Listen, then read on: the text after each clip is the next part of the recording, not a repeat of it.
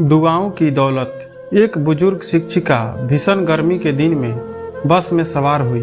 वह पैरों के दर्द से बेहाल थी, लेकिन बस में सीट ना देखकर जैसे तैसे खड़ी हो गई। अभी बस ने कुछ दूरी ही तय की थी कि एक उम्रदराज औरत ने बड़े सम्मानपूर्वक आवाज़ दी, आ जाइए मैडम, आप यहाँ बैठ जाइए। कहते हुए उसे अपनी सीट पर बैठा दिया। खुद वो गरीब सी औरत बस में खड़ी हो गई।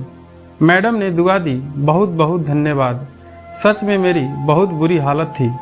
ऐसा सुनकर उस गरीब महिला के चेहरे पर एक सुकून भरी मुस्कान फैल गई। कुछ देर बाद शिक्षिका के पास वाली सीट खाली हो गई, लेकिन महिला ने एक और महिला को, जो एक छोटे बच्चे के साथ यात्रा कर रही थी और मुश्किल से बच्चे को ले जाने में सक्षम थी, को सीट पर बिठा दिया। अगले पड़ाव पर बच्चे के साथ महिला भी उतर गई।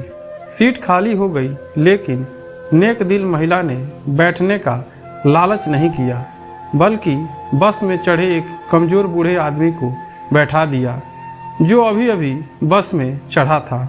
कुछ देर बाद सीट फिर से खाली हो गई। बस में अब गिनी चुनी सवारियां ही रह गई थी। अब उस अध्यापिका ने महिला को अपने पास बिठाया और पूछा, सीट कितनी बार खाली हुई है, लेकिन आप लोगों को ही बैठाती रहीं, खुद नहीं बैठी, क्या बात है? महिला ने कहा, मैडम, मैं एक मजदूर हूँ, मेरे पास इतने पैसे नहीं हैं कि मैं कुछ दान कर सकूँ। अतः पुण्य कमाने के लिए मैं क्या करती हूँ कि कहीं रास्ते से पत्थर उठाकर एक तरफ कर देती हूँ, कभी किसी जरूरतमंद को पानी पिला देती हूँ, कभी बस में किसी के लिए सीट छोड़ देती हूँ। फिर जब सामने वाला मुझे दुआएं देता है तो मैं अपनी गरीबी भूल जाती हूँ, दिन भर की थकान दूर हो जाती है। और तो और जब मैं दोपहर में रोटी खाने के लिए बैठती हूँ ना, बाहर बेंच पर, तो ये पंछी चिड़िया पास आके बैठ जाते हैं। रोटी डाल देती हूँ इनके आगे छोटे छोटे टुकड़े करके। जब वे खुशी से चिल्लाते हैं तो उन भगवान के जीवों को देखकर मेरा पेट भर जाता है।